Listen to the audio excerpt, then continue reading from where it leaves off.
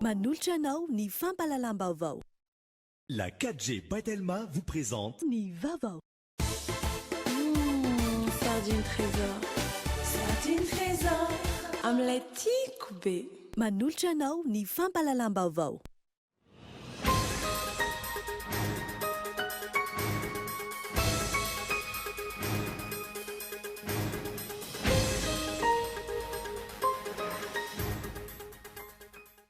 Nankatoavan'ny HCC ny didy tsy volana hitantanana ny lalana misy sy vao aorina eto Madagasikara nanomboka izao. Didy tsy volana izay mamaritra mazava ny anjara andraikitry ny fanjakana sy ny vondrom-bahoaka itsinjaram-pahefana isan-tokony. Nitaterana androany teny amin'ny sirkli SRK Universitetosika ny andiany voalohany amin'ny fiadiana ho tompon-dakan'i Madagasikara amin'ny taranja Akardinina. Nampambokatra amin'izany ho hitanao anatin'ny tapany faharoa vaovao.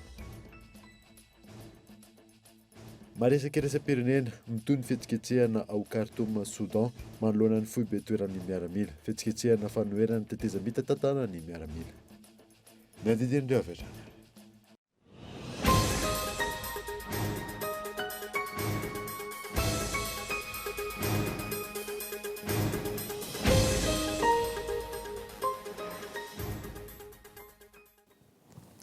Salantra tompoko lasy tompoko vavy fotoana ny vaovao eto amin'ny Koltivika manasana ary anaraka izany hatramin'ny farany. Nanombotsika ny vaovao dia nankatoavan'ny HCC ny didy tsy volana hitantanana ny lalana misy sy vao aorina eto Madagasikara manomboka izao. Didy tsy volana izay mamaritra mazava ny anjara andraikitry ny fanjakana sy ny vondrom-bahoaka itsinjaram-pahefana isan-tokony. Rarisona ihatra.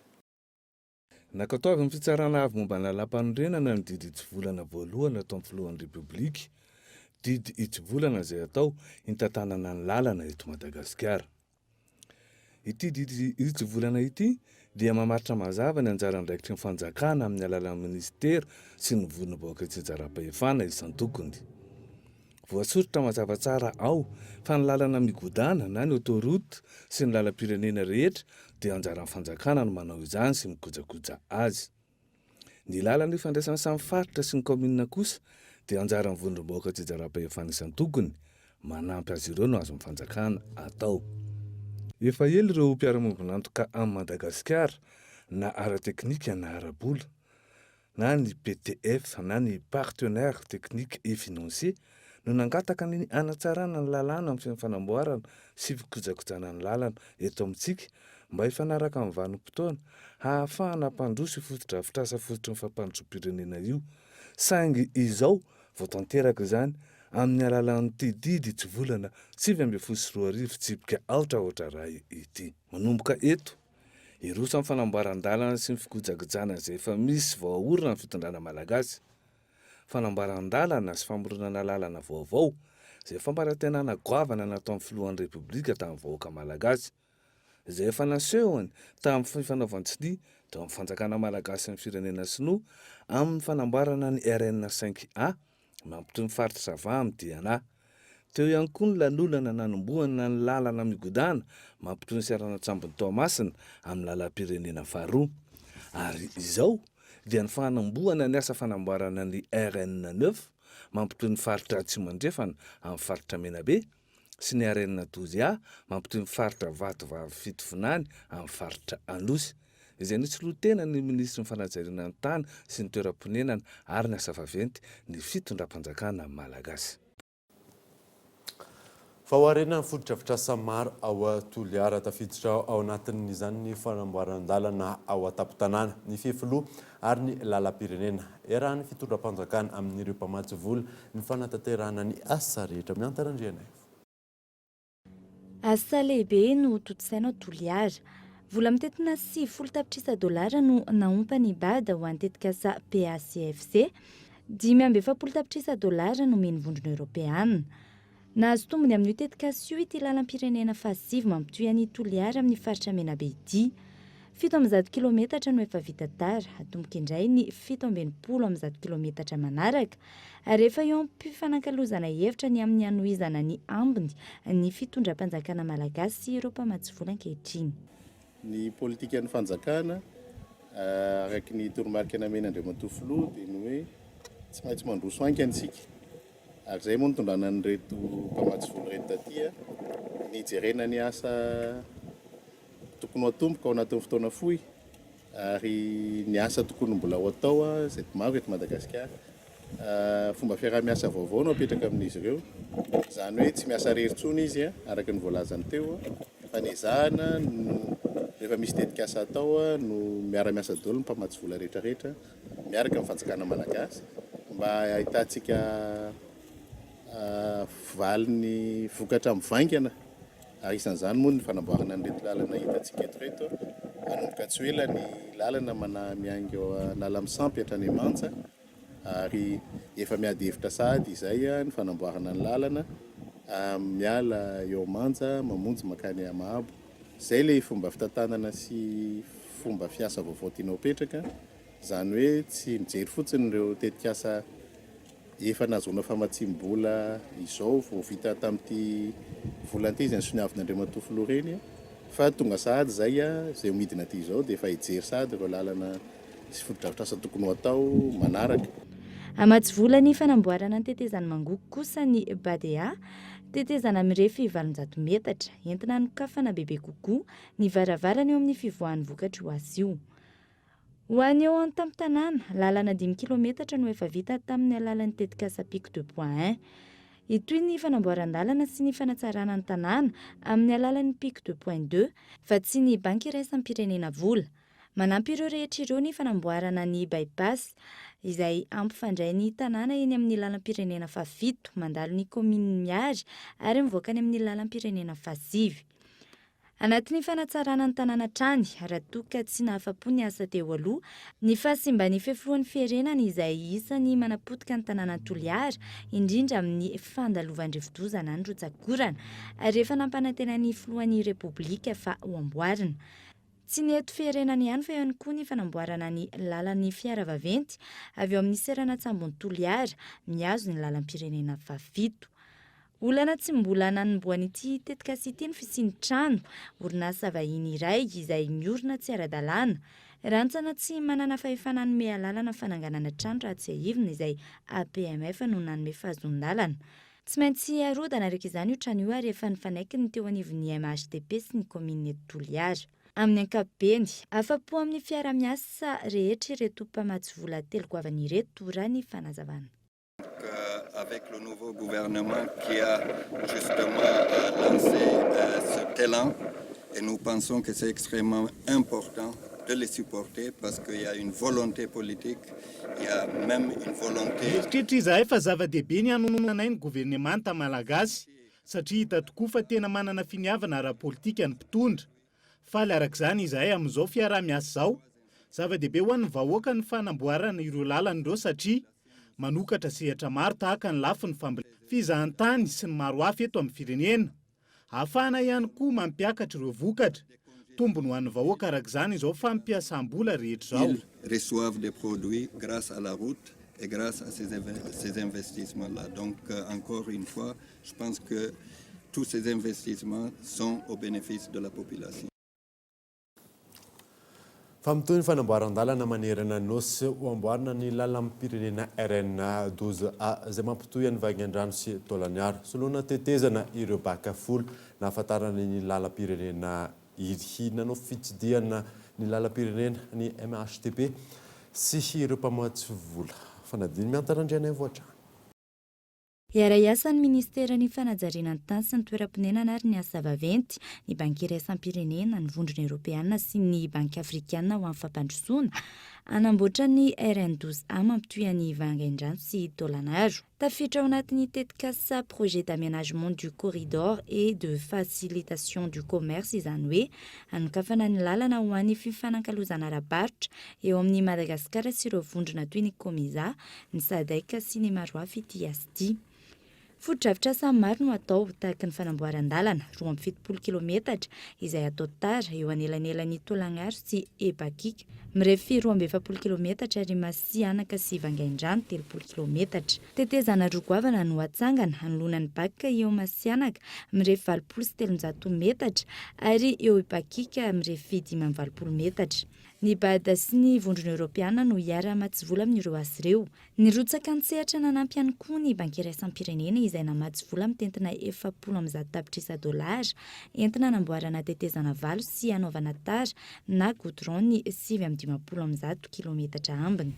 Vita tapatapana izy io tamin'ny voalohany dia ny dinana tany dia ny fandraisan-dahatra ary vonona amin'izany izy ireo no amin'ny tanan'io lalana RN12 io atsakany Saint-Davany izany hoe tsy hisy tsony zany lalana tsy vita goudron na tetezana mbola bakany eo amboniny. Izay zany ny ampidida aty ary azo heverina fo tanteraka araka ny voalaza teo atsakany Saint-Davany izay fa afaka miala avy any Antananarivo zany raha ho any Faradofay mandray an'iny lalana iny dia tsy misy baka tsony ato fa izany ho vita daholo ny tetezana. Ohatr'izay ihany koa ty lalana ty miala aty Toliara miakatra makany Manja mandrapatonga any Morondava mandeha Antananarivo dia tsy hisy baka ihany tsony koa fa dia ho fitaina tanteraka daholo ny tetezana sy ny fepitana sy ny lalana rehetrarehetra ho fampitohy amin'izay.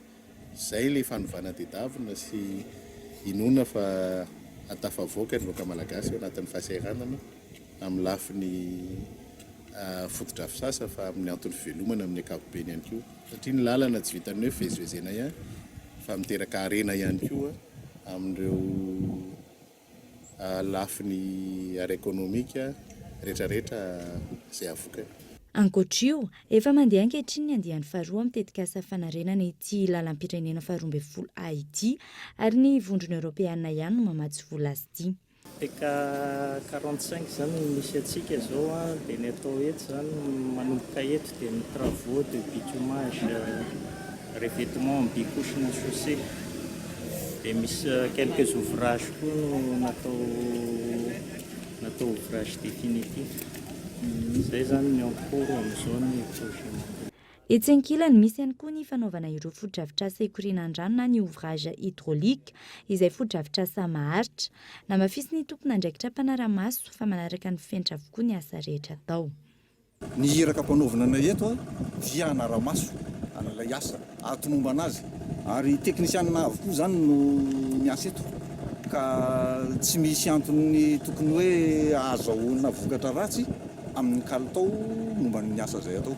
7 volana no faharetan'ny asa fanamboarana manontolo ity RN12 ity miaraka amin'ny fananganana ireo tetezana volo. Ny farany ity taona 7.4 ity na farafatarany amin'ny fiatombon'ny taona 2.4 avy izao no hiatomboka ny asa rehetra.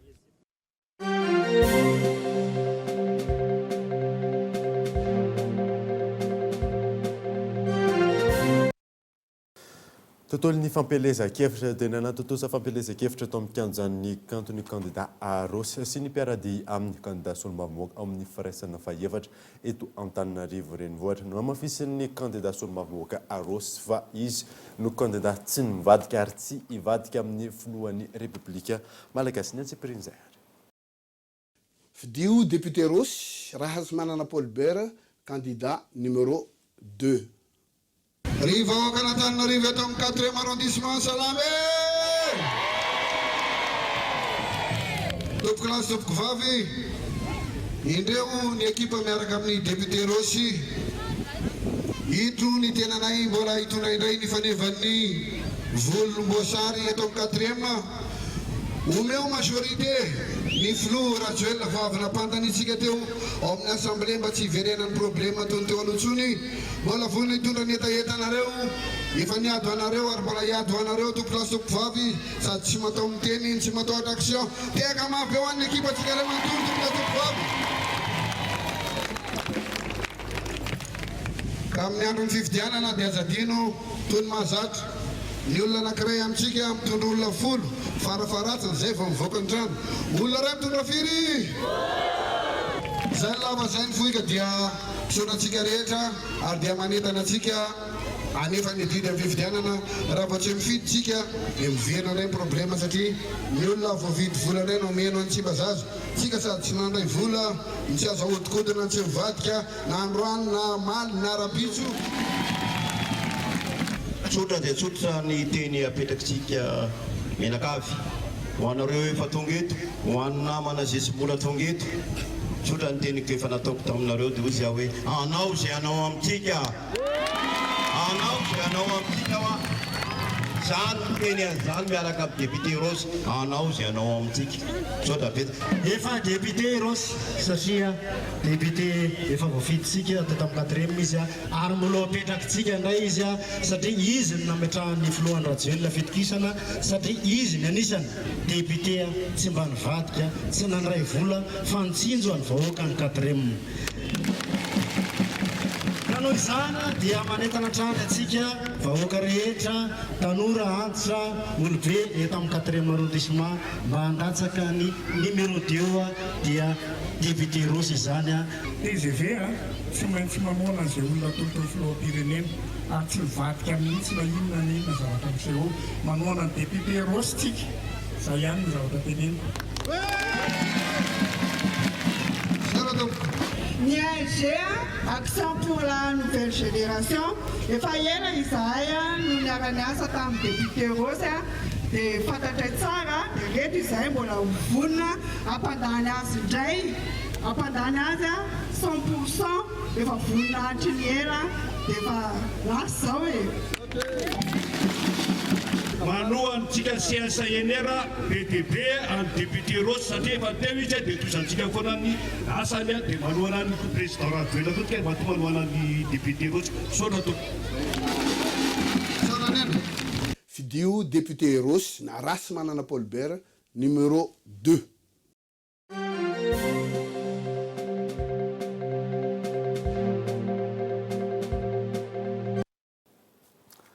tontolon'ny fifidianana izay hatrany dia dingana iray lehibe ahafahana mitondra fanovana eo amin'ny fiainam-pirenena ny fanatanterahana ny fifidianana solombavambahoaka zava-dehibe ny tokony hifanentana ny tsirairay avy ahafahana ny manome lanja izany mampirina rakotoarizao tapabolana mialohan'ny fifidianana solombavambahoaka izay ho tanterahana amin'ny 17 Mey izao nanambara ireo vehivavy ao amin'ny vondrona miralenta ho an'ny fampandrosoana anymelaka na VMLF fa ilaina ny fanamafisana ny fanentanana ny olona hifidy ireto farany izay isany miroso amin'izany amin'ny alalan'ny fitetezana isan-tokantrano any an-toerana lefa manana zo anao misy adidy sy andraikitra takina aminao mandeha mifidy ny fifidianana io no ahafahantsika manova ny fiainam-pirenena amin'ny tsaratsara kokoa ka hifidy solombavambahoaka isika izao mahay izy mifidy jereo ary fantaro ny asan'ny solombavambahoaka izay nambarana ireo mpanentanareo antsika rehetrarehetra any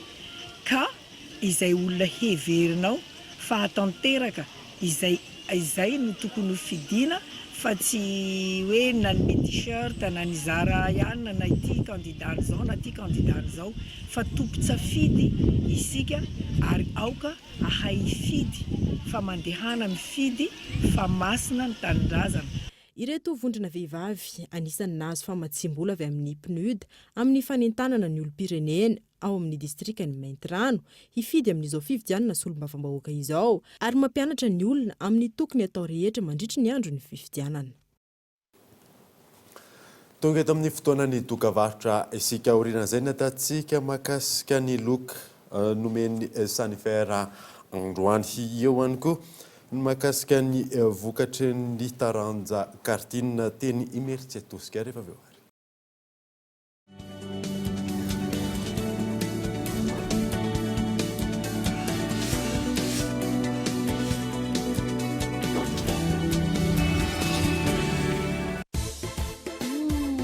Sardine trésor. Sardine trésor. Sardine trésor. Sardine matchia Sardine trésor. Mety bera miaraka amin'ny salady, mofo, na hoe atao goûter nenkizy. Sakafo rehetrarehetra hasoandra ela miaraka amin'ny tsakitsaky. Sardine trésor. Qualité-nazy tsara. Riche en oméga.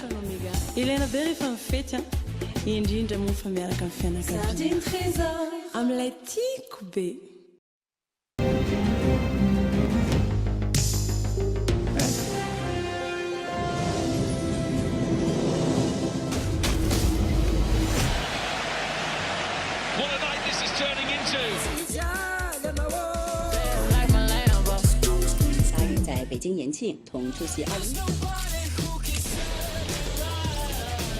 Les meilleurs divertissements méritent la fibre by Telma. Accédez à tous vos contenus préférés en illimité avec la fibre by Telma à seulement 249 000 arrières par mois. Rendez-vous en Telma Shop. Bonjour. Bonjour.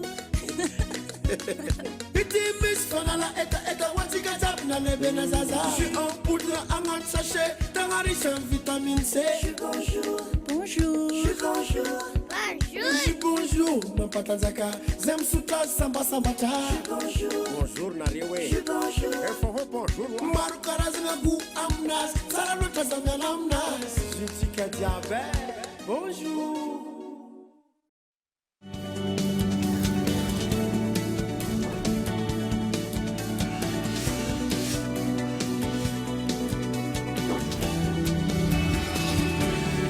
Fanianizatsika ny vaovao kosa indray dia efa manomboka mivoatra ny ady amin'ny herisetra miantra amin'ny vehivavy ataon'ny Madagasikara.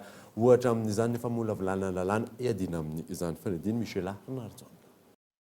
Herisetra miatra amin'ny vehivavy misy eo amin'ny endrika maro mbola tsy foana tanteraka raha ny eto Madagasikara manokana no resahana. Efa misy kosa nefa ny fivoarana raha ny fanazavan'ny fiarahamonim-pirenena misehatra amin'izany. Fahitako azy aloha efa ohatrany mba manomboka misy fivoarana efa tonga saina zany tsika hoe tsy mety le izy. Vao aingana zao ny ministeran'ny fitsarana dia namoaka fa efa mamolavola dalàna iadina amin'ny herisetra mianjady amin'ny vehivavy manokana. Raha ny fanadidina natao amin'ny ity taona 2024 ity no feno 70 taona ny fifanarana iraisan'ny pirenena mikasika ny zony vehivavy. Tetika samaro no fantatra fa niforona teto Madagasikara entina miady amin'izany, mbola ambany kosa nefa ny fahombiazan'izany hatreto. Ny tena fomba fisehoan'ny herisetra mianjady amin'ny vehivavy ny tena hita aloha dia ny herisetra ara-batana. Fanazanana zany mbola maro ny vehivavy miaina herisetra ny atokantranony fa tsy tonga saina izy hoe herisetra ny mahazo azy. Raha Madagasikara aloha raha mitaha amin'ny firenena hafa azo lazaina hoe malefaka ihany fa nazanona zany mbola betsaka ny ezaka tokony atao. Antotanisa dia iray apatelo ny vehivavy malagasy no hiara-ny herisetra aranofo manomboka eo amin'ny 17 taonany. Atsasa-manila ny vehivavy malagasy kosa no hiara-ny herisetra ara-batana manomboka eo amin'ny 18 taonana. Ary mihoatry ny atsasa-manila ny vehivavy malagasy mihoatry ny 18 taona no hiara-ny herisetra ara-batana, aranofo sy ara-moraly. Fa mbola voatazana ny soatoavana malagasy hoe nofokena amin'ny tapihavana ny soatoavana izay manana anjara toerany lehibe amin'ny fandravonana disadisa eto amin'ny fiarahamonina. Mampianarako torso. Saika manana ny hevitra finosiny sy ny voka-tsoa avokoa ny soatoavana izay napetraky ny razambe malagasy ho an'ireo izay mandala izany. Isan'izany ny lanonana ahitana nofokena amin'ny tampia-havanana izay saika mbola manana ny toerany eo amin'ny fiarahamonina ankehitriny. Zava-dehibe ny fanaovana izany ho fandrindrana ny fiainam-piarahamonina izay efa manomboka tsaratsara ny hasarotam-piainana ankehitriny raha ny fanazavana. Le fety zany ao marque le fifankatiavana le firaisana amin'le fiarahamonina satria izay nanapofona fa raha ivatsy raha iaina raha ivodorindrina dia eo mba miara-minana mata sy masaka dia porofoina ohatran'izao mihitsy le izy isataona. Dia izay aloha tsy maintsy manome modely voalohany indrindra hoe mahay mifankatia ny mpiarahamonina amina hiatry ny mpanao trano manontolo sa miady. Ho an'ireto mpifanolo-bodirindrina ireto ohatra, manokana fotoana iray isa-taona izy ireo ankoatry ny fety hitambarana amin'ny rehetra tahaka ny taom-baovao ho fiaraha-mifaly, mifankafantatra, mifampitaiza, mifamela ao anatin'izany nofokena amin'ny tampia-havanana izay hatrany.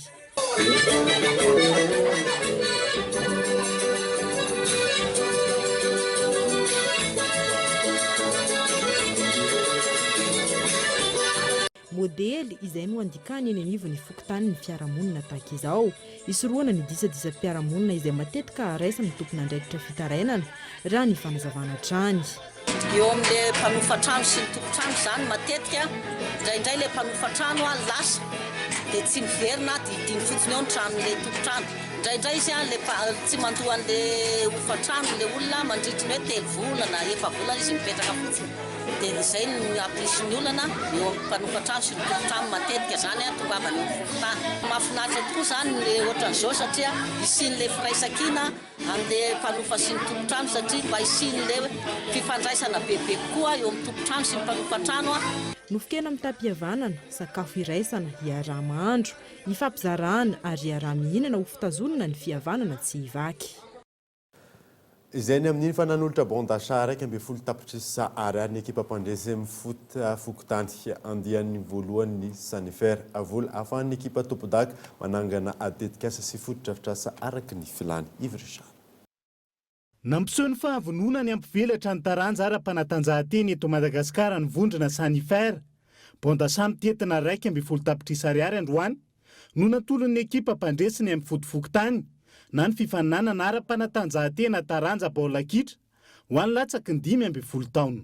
Le Bondachat io zany dia ahafahana mijery izay fotodrafitrasa any amin'ny fokotany ny aviany zareo zany hoe avy any Androhibe dia hojerena miaraka amin'ireo mpikarakara hoe inona no zavatra ilainy zareo, mila manao bassin ve sa hoe anamboarana école ve sa anamboarana izay fotodrafitrasa ilain'ny fokotany zany dia izay no fitaovana hoentin'ny Sanifer mitetina 11 millions d'ariary anamboarana an'izay fotodrafitrasa eny amin'ny fokotany izay. Nanamafetrany fanohanany ny andiany manaraka ny vondrona Sanifer.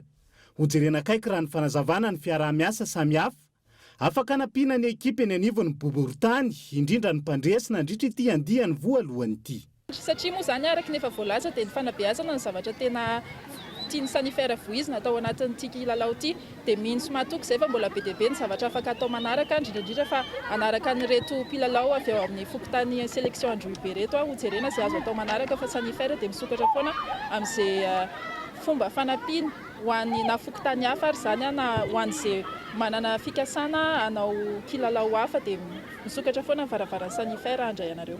Tontosandroany teny amin'ny kianja Saintetika Kamasoa ny famaranany dia amin'ny fotofokotany andiany voalohany ity tamin'ny sarainy ohatra no namotsana ny sélection Androhibe avy eo amin'ny boriboritany fahadimy ny ekipa ny Ouest Mananjara avy eo amin'ny boriboritany fahaefatra tamin'izany.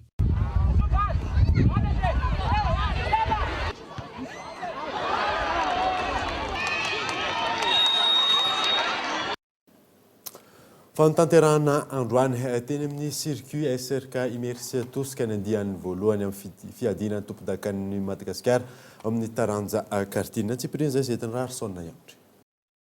No tantarana androany tetsy amin'ny circuit SRK Immersia Tosca ny andian'ny voalohany amin'ny fiadina Topodakan'ny Madagasikara eo amin'ny taranja kartina. Natratra 7 ireo mpandray anjara tamin'izany ka nizareo tsokajy 3. 7 ny teo amin'ny tsokajy minimum, 7 ny teo amin'ny sokajy kade ary 10 ny mpandray anjara teo amin'ny sokajy elite. Tsikaritra androany nandrety fifananam-pirenena manamory kartina ity fa tao mbola mizatra tanana indray ireo mpanamory. Nivokatra tamin'ity andian'ny voalohany totosaina androany ity i John Ratobo ny teo amin'ny larana voalohany narahany Ewan izay mpanamory vaovao teo amin'ity taranja kartina ity ary Natao no teo amin'ny larana fahatelo. Toy izao ny fihetseham-pon'i John Ratobo tao aorian'ny fifaninanana. Nafinaritra hatramin'ny voalohany satria tonga dia nahazo pole position aloha tamin'ny essai chrono niady be teny an-dalana satria faux départ ny pré-finale dia dépassen'ny olona anankiefatra be zao dia niady teny dia nafinaritra fa hita daholo ny réglage androany na châssis na pneumatique na moteur dia pré-finale aloha efa naresy pré-finale dia avy eo mbola naresy finale ihany nafinaritra. Oui, tena fisaorana lehibe dia lehibe ho an'ny mpikarakara indrindra ho an'ny directeur de course sady izy koa no présiden'ny commission karting tena navita mihitsy izy satria tamin'ity indray mitoraka ity mitombo ny kategoria mitombo ny isan'ny mpilalao ary efa hitantsika fa ny niveau amin'izao fotoana izao dia efa avo dia avo tokoa na amin'ny pilote na amin'ny matériel dia mbola ho ela velona foana ny karting. Afa-potanteraka amin'ny mpikarakara ho an'ity andian'ny voalohany amin'ny fiadinan'ny Topodakan'ny Madagasikara taona 2024 ity. Nafanadena fanana nalao ho an'ny androany fa horantsika ao anatin'ny fandarana mikamagy amin'ny alarobia avy izao nantsipiriany tamin'ity andian'ny voalohany fiadinan'ny Topodakan'ny Madagasikara eo amin'ny famorina kartina taona 2024 ity. dia izay mamarina vaovao tamin'ity alina ity saolana nanaraka izany soavamandry dia veloma mifodo alto.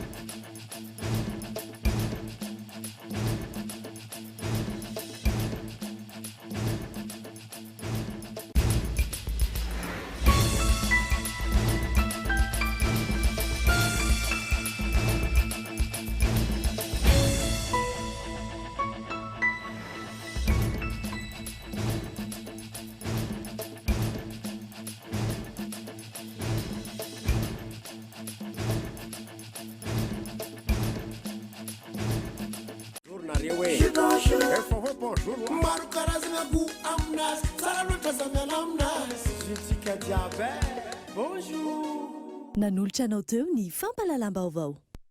La 4G Batelma vous a présenté Ni Vavao. Sardine trésor. Sardine trésor. Omelette coupée. Nanolotra anao teo ny fampalalam-baovao.